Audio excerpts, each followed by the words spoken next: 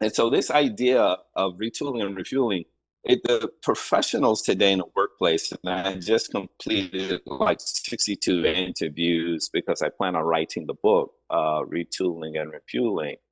And I said, the way that people are working today, four-letter word, it seems as if they're kind of like analogous to an athlete who's already worn him or herself out before the game is even played.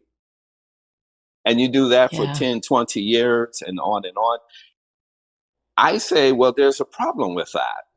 The World Health now has sanctioned burnout literally, if you go to their website, as an occupational phenomenon with the ICD code, which means you now can go to the doctor to be treated along with stress for burnout. We had burnout before the pandemic, right? So I'm thinking to myself, okay, this is out of control. We really need to begin to understand that everything that the human body does has an energy expenditure and consequence.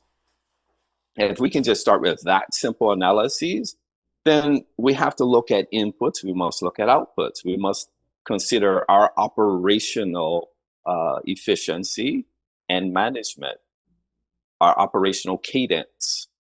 And not many people are genuinely interested in that. I think we are in such a time where we have an obsession with productivity, an Hmm. obsession with it. Let's do things more efficient. Let's get it, check it off my list and these kinds of things. And again, there's nothing wrong with that. But how about looking at what is it that are you actually focusing on the right things to begin with? How about starting there? Hmm. Instead of just checking it off of your list, what did you learn from that experience so that the next time you encounter a similar or like event, you can be more efficient because now you're getting into mastery. People can jump in. People can jump in. Yeah, they can jump in. Well, thank you. Yeah, Di's like, let's do it. So thank you everyone for coming today. The topic, if you did not know, is burnout. Are you burnt out from the events that have happened? And so instead of doing a Q&A or interview style, we decided we would do a conversation. So Adrienne and I are just going to kind of talk about our experiences with burnout and what's been happening to us. And then this is a conversation. So we're hoping that all of you will join in either by unmuting yourself or in the chat. We have Diane in the chat who will be monitoring the chat for us. So if you are in a position where you can't get off mute, go ahead and type into the chat and she will make sure to chime in for part of the conversation. Yep. Sounds good. Let's dig in. Let's do it. So I think our first question for the group is, are you feeling any burnout? Some of you might not be. So we just kind of wanted to survey the group here. We're several weeks, months into shelter in place or pandemic, COVID, whatever you want to call this coping period that we're in. And are you feeling the burnout? Yes or no? And I guess while we're letting others chime in, Marie, dun, dun, dun, are you feeling the burnout? Yes, I am. The past 2 days, this week has been really crazy. So it's kind of funny when Di asked, oh, how's the week going?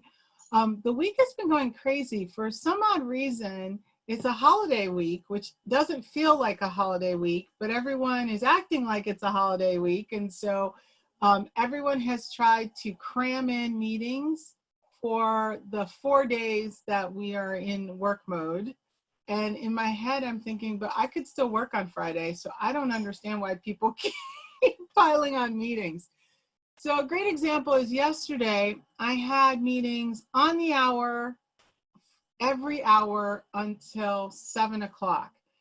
And in the middle of that, I had this great meeting with Tom and Leslie and Adrienne. How did I look on that meeting? Tired? A little tired. A little tired. I think maybe ready for it to be the last meeting, even though we know it wasn't. Yeah, and that's the kind of thing that was funny because that was the middle of the day, and I still had a whole series of meetings to go till 7. And I was kind of hoping that it would get better in the sense of they would go quickly and I could like take a break or even like run to the restroom or have a glass of water. And it did not go that way. At one point, I would get off a Zoom call, run over to like either grab a water or do something, and then my phone would ring and I'd run back and then I'd have a quick call and then I'd say, I have to go, I have another Zoom call, and jump on a Zoom call. So I had Zoom fatigue yesterday. Yeah. I was tired. Zoomed out, I think. And I feel the same, and I'm not in nearly as many meetings as you have been in. And yet Zoom, when this all began, Zoom felt very uncomfortable. And do we have to do a video? But we're doing video. Okay, fine. And can we just do a phone call? And then I got so used to Zoom meetings Yeah. that became almost like a new normal, right? Like a Zoom meeting. And so then it felt weird to have a phone call without being able to see somebody. So like, wait, turn your video on. Do we want video? But yeah, I get it. Like everybody is kind of zoomed out, and sometimes the phone call so you can take a walk or not be in front of your computer is just refreshing, right? I just scheduled a call with a consultant friend of mine, and she said, can we just do phone so I can sit on the deck and have just a coffee and a chat? I'm like, yeah, let's do that. Like I sit on the deck anyway, Zoom or not, but not everybody wants to do that. Yeah, I know in the comments too, I saw that Tom said old-fashioned phone calls are the best, right? So that's the thing. And I understand the Zoom fatigue because before the pandemic, I was using Zoom. But I was one of those people that would use Zoom but not get on video because I hated getting on video. I'm like, I have to do my hair and I have to do my makeup and that. Right. And so the thing that changed for me is I'm much more comfortable doing the video now because I just don't even pay attention to myself. I'm like one of the boxes and I don't care. But I am getting tired, and I have to confess, I miss just having a conversation with someone without having the distraction of the background and all kinds of stuff. So that is causing some fatigue. And then also too, not being able to get out, Yes. Causing some fatigue. You're literally tethered then to your computer, right? I mean, I suppose you could walk with Zoom on your phone, but carry the computer like this. You might walk into traffic. Yeah. Talk about distracted world, right? Yeah, exactly. Yeah. So Diane, what's going on in the chat? What are people saying? Well, the best thing is it feels like Groundhog Day. And I thought that was just perfect because it does. And everyone agrees. Everyone's kind of getting now to that 6 to 8 week point of, kind of getting tired of this. But Tom said, I'm loving old-fashioned phone. Yeah, I know. And then I said, yeah, it's hard to have a glass of wine on Zoom. But people still do it. You just need to disguise it in a tumbler, Di. Yeah, exactly. It could be anything then. Iced tea. Or you just say it's a party and then exactly. Happy hour somewhere, right? Yeah. Besides Zoom, what is contributing to burnout? So we know, so Zoom meetings, your long schedule, so you've had just longer hours cutting into what might have been commuting time or things like that. But beyond those things, what is contributing to people feeling burned out? So love to hear some ideas. Yeah, for sure. What about you? What's contributing to your burnout? Yeah, for me, I think it's the biggest thing is just scattered days, right? Like I have a routine, but it's not really a routine. I've got a couple of things that I always get up and work out in the morning first thing. And even when I've got young daughters, 5 and 8. And so when we had homeschooling, there at least was school. And Mhm. so that kind of created a little bit of a routine, but then there's no, like, for my husband and I, we're kind of tag teaming between doing some work in childcare, and we got into this really what kind of was a good habit where I literally would block my office hour time on my husband's calendar. So we used that as a communication channel, and hopefully that stuck, and sometimes it didn't. And so it's always having to be so flexible, and then looking back and wanting to get things done, but maybe not getting to any of that, and Mhm. having to be okay with that. I think that for me has, I'm kind of done with that. Like I'd like to just get back into, okay, between these hours, this is what's happening for everybody in the house, Mhm. so that I can plan better around that. Yeah, that getting into a rhythm thing is a big thing. And I think I saw a pop up in the chat, someone saying the rhythm of the day is off and nonstop emails. I think, it's great not having the commute.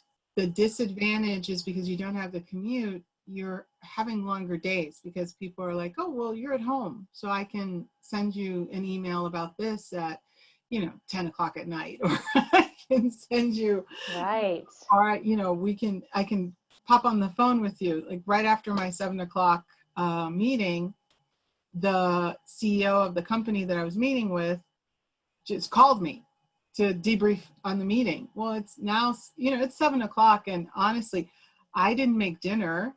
And, it was one of those things where I didn't make dinner. My husband didn't have a chance to make dinner. So, we're looking at each other and we're going, oh, okay. So now it's 8 o'clock. What do you want to do for dinner? And let's face it, takeout isn't exactly easy right now, right? It's not just go run and pick up something. You have to be a little bit more planful about that right Right. now. So that Exactly. makes it even harder. Yeah, exactly. So there's Yeah. yeah, Diane, what's going on in the chat? How are people feeling about what's contributing to the burnout for them? A really good one from Randy was nonstop emails. Mm. They Mm. never stop. We don't have an end. We don't have a beginning. I think that in itself is kind of, and then the days are longer, so that doesn't help, Yeah. Like I personally, I have a hard time going to sleep. Like I can't. I can't disconnect, and I don't know. That's kind of I think crazy. Let's see what else. Yeah, the days seem to run into each other. We're technology overload, yeah, because of the Zoom and the whole. That's for sure. And I think we just miss people. I just think we don't get the small talk. I mean, we do it on Zoom, or wherever, but we don't really have it. We can't see them and feel it. And just the whole, we're using one or two senses now. We're not using all five, and that's hard. Yeah, Mhm. that's a really good point. And it's funny. So this is that, you know, do as I say, not as I do moments, Mm-hmm. where I tell people they need to create a schedule when they're going to talk to people, for when they're going to do what, so that they don't get overwhelmed and they have a cutoff to their day, or they need a separation from where they're working to their home. And I'm really bad at the scheduling the time for myself. The tip I always give is 90 minutes and then take a break. And yesterday, if anybody said to me, did you do that? The truth is, nope, I did not do that for myself. And that contributes to that burnout. Get back to Di's point about not being able to sleep, or just being so tired you can't sleep. Right. Brain is Mhm. running and you can't shut down because you're not giving yourself those boundaries. So, Right. and I I, guess, oh, go well, ahead. I was going to add, I found an interesting statistic of a recent survey that 31% of organizations have reported an increase to productivity levels. So what I didn't find was the comparison to engagement levels, Mm-hmm. or, and we know another statistic.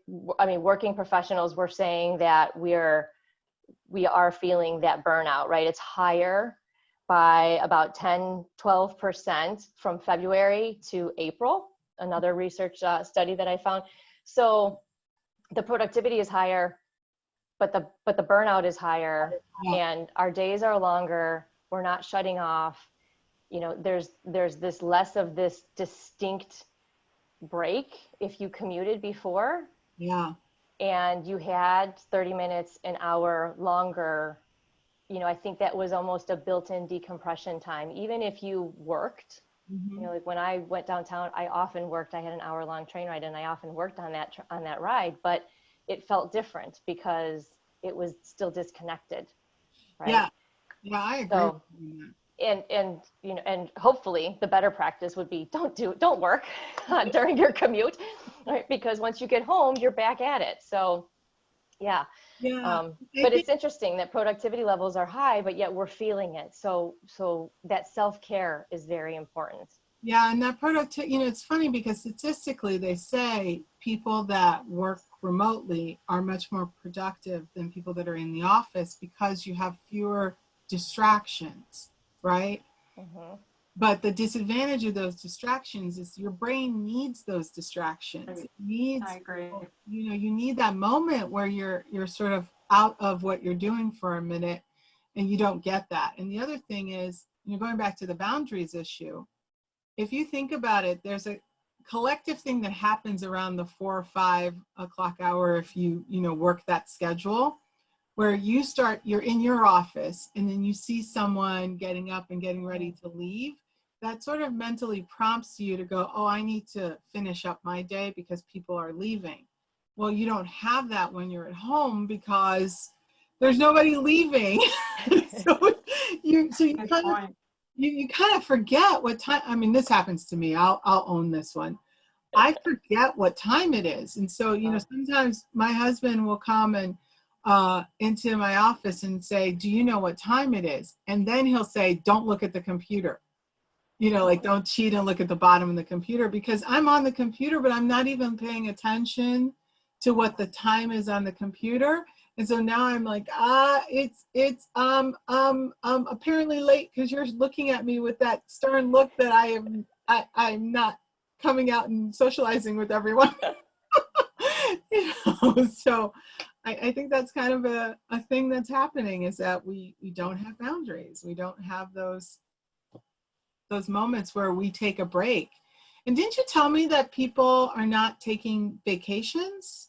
Remember we kind of did that. Yes, I was just reading an article in HBR that that leaders need to encourage their colleagues to take their vacations. So people might be inclined to, we're canceling, if we had a planned vacation, if we had a spring break planned, well, and that there was travel involved, you had to cancel that, right? If there was a summer vacation where there's travel involved, likely you're canceling it. And people are also because of that, just canceling their days off and working. Yeah. So the article was about, hey, managers, leaders, encourage your people to still take that time. And it might not be take a week or 2 weeks off, take a day, take 1 day a week, and truly shut down work and do whatever it is that makes you happy and helps you to decompress. Do that. And of course that starts with the leaders, right? They set that example too. Yeah, absolutely. I'm wondering, from the group of people that are here, you know, how supportive are your bosses or the leadership of your companies about taking time off? You know, I'm curious to hear if that's something that's encouraged. I see someone said very supportive. Good. That's absolutely great. Yeah, because I think that's really important, because it does start with the leaders in terms of, I think when people see you working really hard, and that's one thing that I have to be really conscious of, is that I really make it a point not to answer my team's emails after 5 o'clock, because I don't, even though I'm answering like customer emails, and obviously I took a customer call way after 5 o'clock, I really am conscious not to do that with my team, because I really don't want to set the example that it's okay for them to work until 8, 9, 10 o'clock at night, that it's better for them to 5 o'clock, you're done, shut it down, spend time with your family.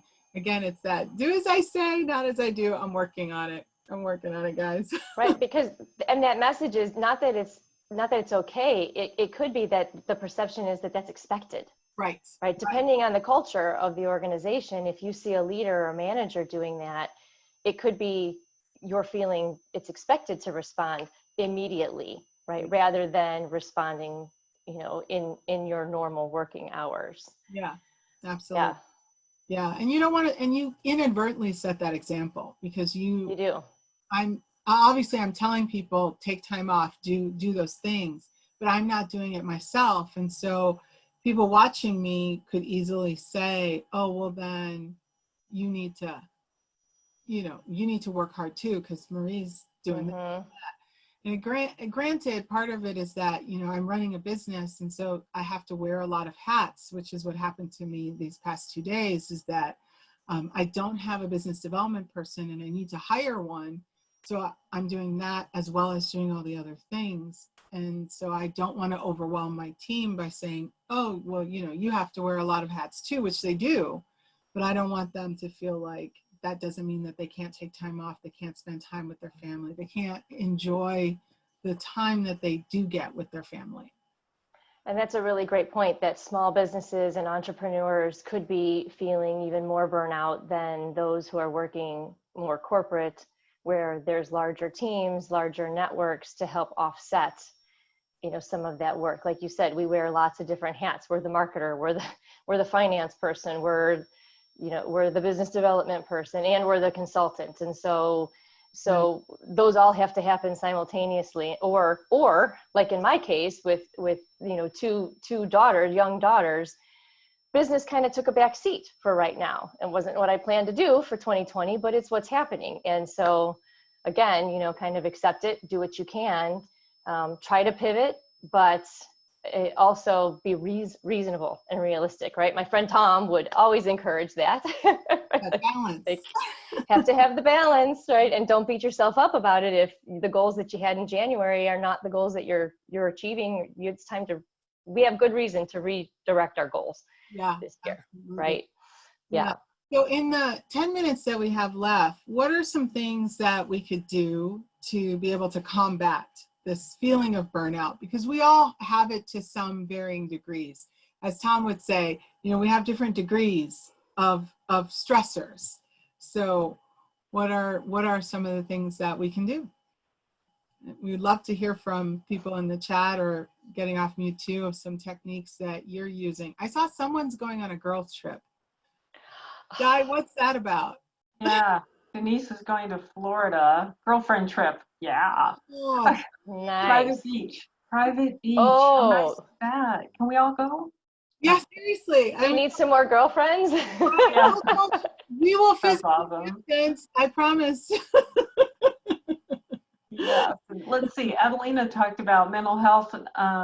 Taking a mental health break is very important. Do that tomorrow and Monday, or maybe she's doing that. Yeah, I know a lot of people that have 4-day weekends, but like you said, they're kind of going, wait, what? Look, I've been off. You know what I mean? Like they don't know what to do with it. Right.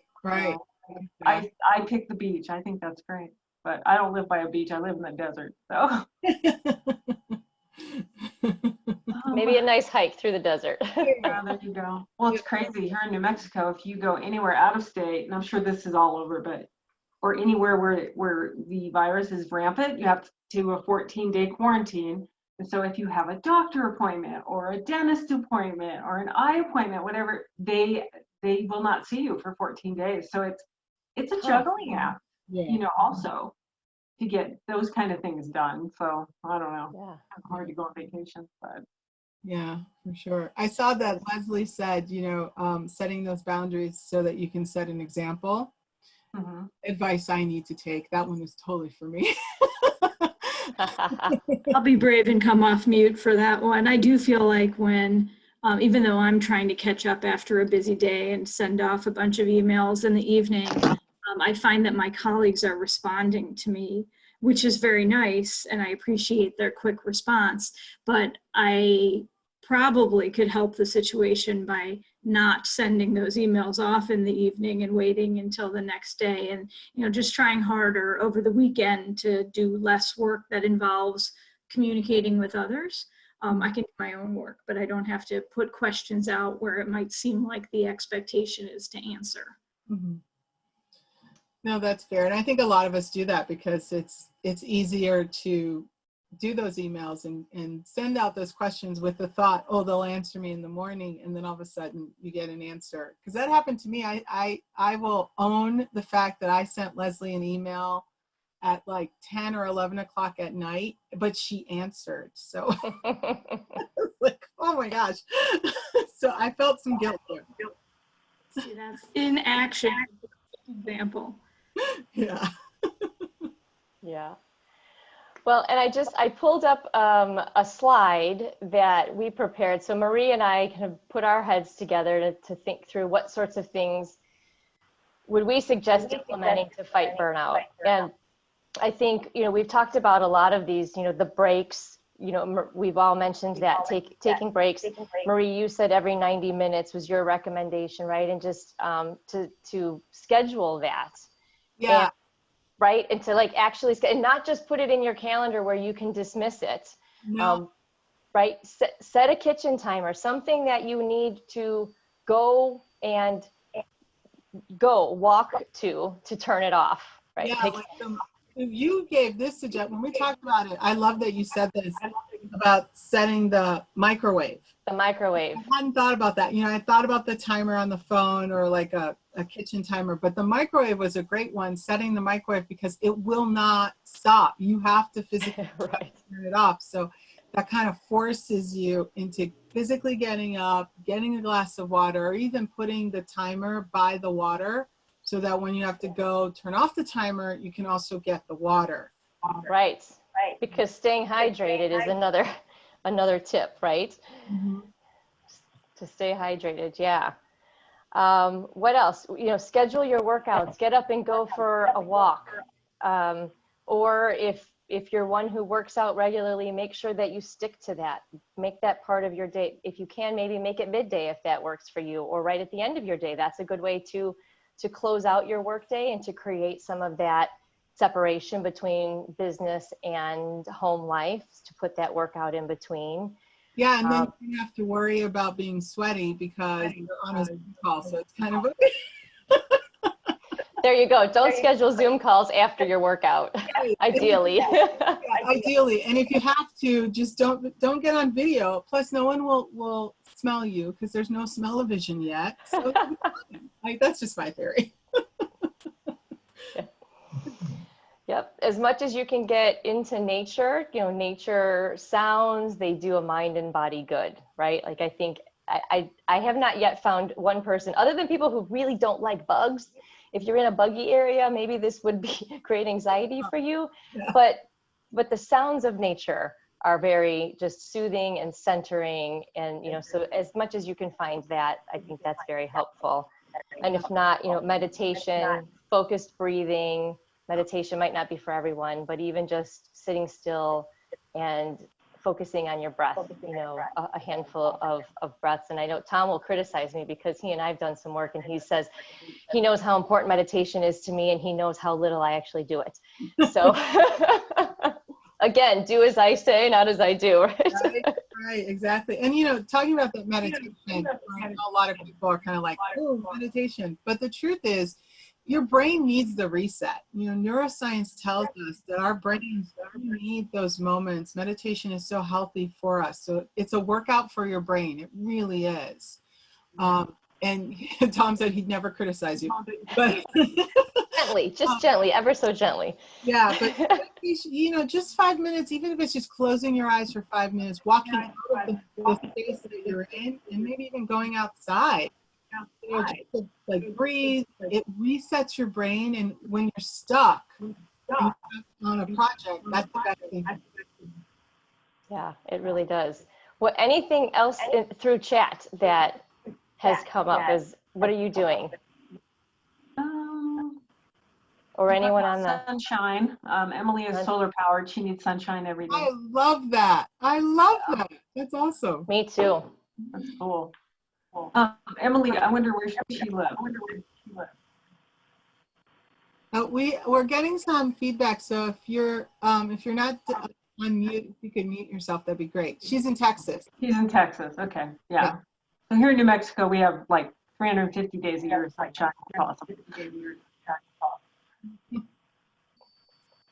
Yeah, and I think that the last two about laughing, laughter is so healthy. You know, I was dating myself when we were talking about this, and I said, remember the Reader's Digest, laughter is the best medicine. Adrienne doesn't remember that. She's not old. But for those of us who are old enough to remember that, it really is the best medicine. I mean, it clears you. It releases the right hormones in your body.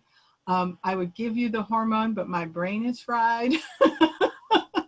But it does increase. Endorphins? That's the word. Yesterday I was like, what's my name? Yeah, it's a thing going on right now. But anyway, so it's one of those things. It does really help. It resets your body. It just makes you happy to be able to laugh. So a good laugh is important. And really communicating those boundaries, being honest with people and telling people, no, I can't do this right now. That self-care that you talked about, Adrienne. Yeah, the self-care is so important. And the communication is so important. I think for me and my experience early in when we started sheltering in place, I was much better at communicating, I need this, I need this space, or I need this time. And I think as we fall into, it's almost the habit of living pandemic, right? Where we become complacent and we start assuming that others know now we need and when we need it. And that's the furthest thing from the truth, right? And so don't assume that those you're with or your coworkers virtually, because it's a matter of habits or routine, some kind of routine, that they know what you need at that particular point in time. So that communication is just so important. Yeah, it absolutely is. And I think on that note, we'll end with saying, thank you so much for being part of this and kind of listening to our conversation and contributing to the conversation. We really appreciate it. Our next session will be on Wednesday, and that's where we'll have Rock and Dr. Mike really talking about emotional intelligence and returning back to work. So that's a great topic, right, Adrienne? Yep. Looking forward. I think it's, this is where we are. Businesses are starting to open up their offices at least a little bit. And how do we feel about that? And I think it's going to be all over the board, right? Where we're either, nope, I want to stay home, or yes, I can't wait to get in. And so talking about that and our own self-awareness of where we are and where others are with that is going to be such an important topic. And if you have enjoyed our Stay Connected series, we hope that you have, and of course, all the presenters and the facilitators and hosts throughout this series have been doing this, so that we can keep this free for everyone, so it's accessible to everyone. We're asking, please consider giving back to Lewis. As you've enjoyed these series, there is a COVID-19 emergency fund. The website is right there, alumni.lewisu.edu/flyersgive. Please consider, that's a mouthful. Please consider making a small donation if you're able to help out, and if you're willing to. The Lewis University students would greatly appreciate that, as would all of the staff and the speakers and presenters. And with that, I think we're out of time. So thank you again. We look forward to seeing you for the next session and the future sessions. And we hope you've had a good time. Thank you, Adrienne. Thank you, Marie. Oh, thank you. Thank you. Bye, guys. Thanks again for joining us.